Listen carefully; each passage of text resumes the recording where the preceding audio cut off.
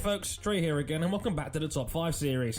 So, pre-season testing is in the books and now, by the time you're watching this, you're just 5 days away from Season 3 of probable Mercedes dominance. Can't lie to you folks, I'm not really all that enthusiastic for the 2016 season, but there are some things worth noting that could be interesting.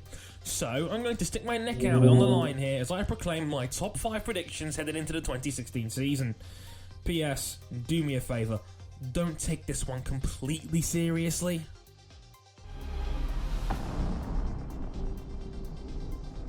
Number 5, Red Bull drops out of the top 5. Now, it's fair to say that Red Bull really weren't great last year for their ridiculously high standards. So much so that they played the world's biggest game of the boy who cried wolf over potentially quitting.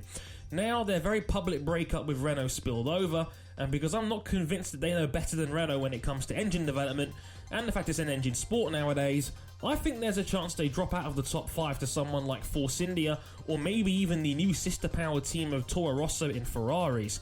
For me, this is where the real Red Bull struggle happens. Let's see, eh? At number 4, at least 5 drivers changed teams. Now this is always a fun one. Silly season tends to start almost in conjunction with this actual real start of a season. And I think the biggest potential domino that could fall would be Kimi Räikkönen at Ferrari. Given he's in a contract year and with little reason to retain him, if he goes, there's a lot of potential replacements like Ricciardo, Bottas or even Hülkenberg, and that could easily start a chain reaction down the field. It's harder than ever to be the new face to get into F1 these days. So with the pool we have, I think a reshuffle is on, given the state of play and how many folks are in contract years. Number 3, the new qualifying system will anger and confuse people. Kind of a given, this one, really. If there's something I've noticed in my time as an F1 fan, it's that we're an audience that hates change. It's kind of annoying, really, that Bernie's been thrown under the bus for this, when this was blatantly more of a track promoter move to encourage Saturday or weekend ticket sales.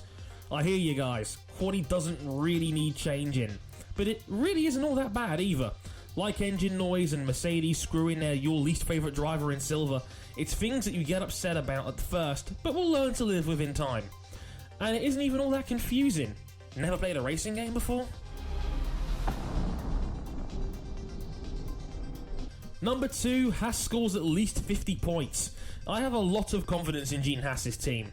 They have a superb Ferrari power unit right from the start, and Gene himself is willing to lose $100 million a year on this project. When you combine that with a superstar level driver in Romain Grosjean in your corner, then I think you have potential to really upset the midfield apple cart almost immediately.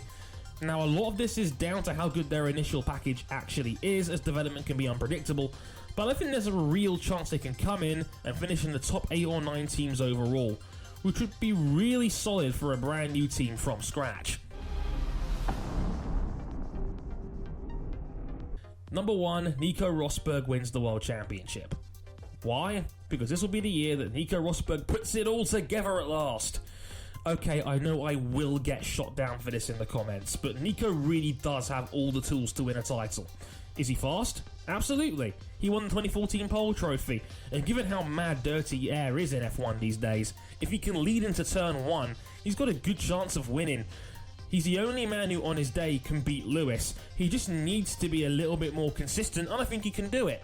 I know there's obvious parallels to people like Mark Webber here, who was 0-5 against Sebastian, but I genuinely feel that this will be Nico's year.